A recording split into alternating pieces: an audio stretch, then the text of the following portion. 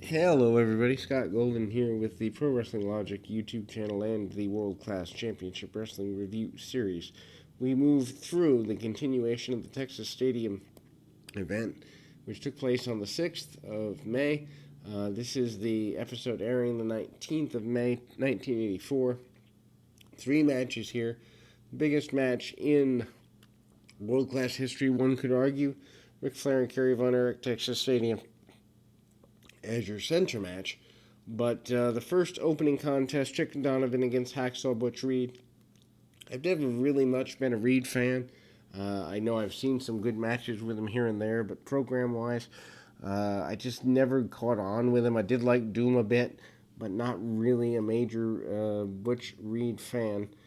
But that may change as I go through Mid-South eventually, but regardless, not a fan yet. Anyway, Donovan, who's been a bit of a journeyman guy for the last month or so, give or take, tries to take on Reed, does not do well, does take him down for a bit of traditionalized wrestling, but it's obvious that Reed is a guy they want to push as his power is accentuated during the midpoint of the match and beyond, although it is also clear that Donovan is a guy they plan to hang around for a while to have him just to bump around for the guys and kind of get things going in the babyface direction. Donovan, very good looking, probably did very well in Memphis, I would assume. Again, before my time, but we'll get to reviewing Memphis someday too.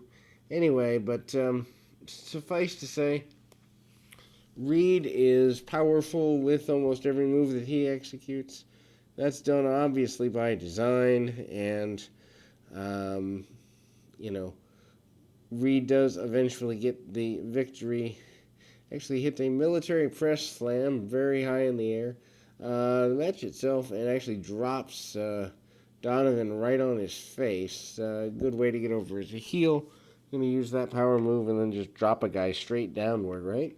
But he hits a shoulder tackle, a la a football style tackle, and gets a victory. Then we move into the biggest match in world-class history, at least in my viewpoint.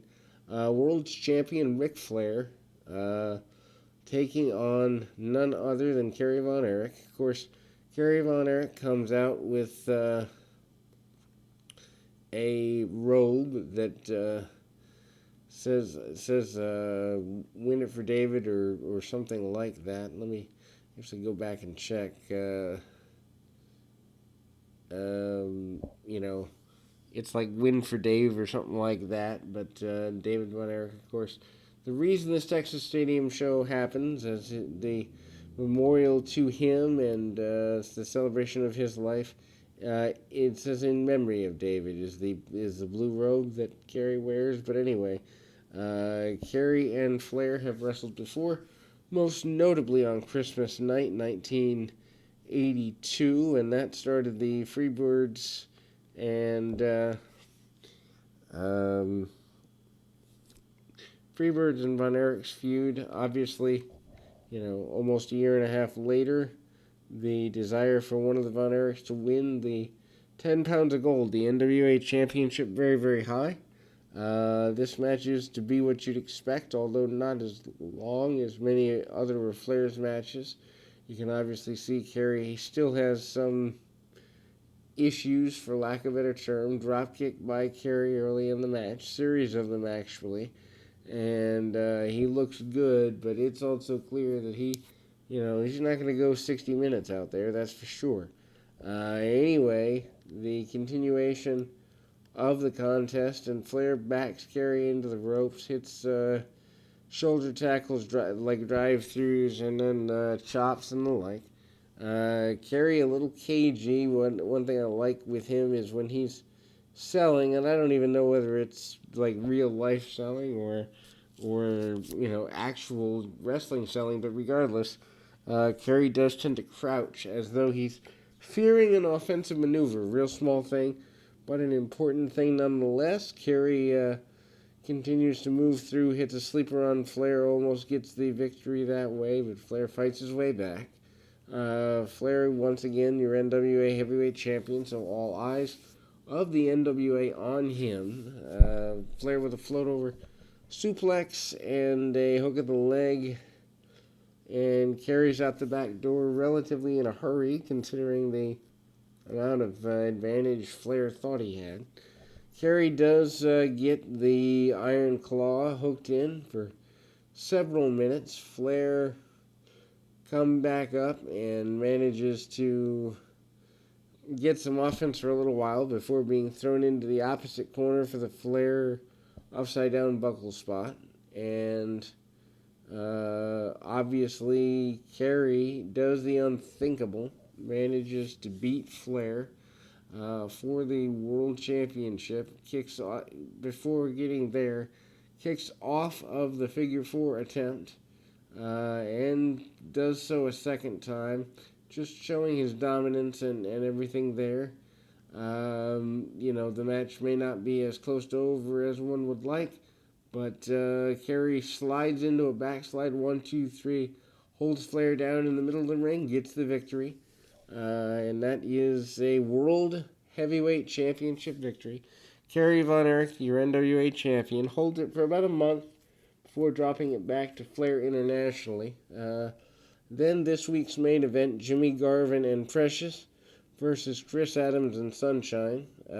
Precious obviously not wanting to be left out. The ladies may not be, your Sasha Banks or Charlotte Flairs or anyone of this day, but 1984 they have the crowds all the way hooked in, and also before that, Gino Hernandez, the heartthrob half-breed or something like that. I know a half-breed's in there, but anyway, he manages to make his way out to Texas Stadium, telling everyone that he wants the championships. He's better than anybody in the ring. He's a big deal. Adams not buying into it. Garvin not really buying into it either. They are there to fight and fight hard, and they do for several minutes. The ladies obviously at ringside wanting to get in on the action, waiting as long as they can for that, because the guys know that once the ladies are in there, you're not going to slow anybody down. A super kick under the chin of Garvin leads to a tag to Sunshine. And now Precious has to get in the ring. Women on women, men on men. I don't know that the referee or the ring announcer explained that, but it should go without saying anyway. Sunshine drags her all the way across the ring into their corner. Slingshot into the ringside turnbuckle.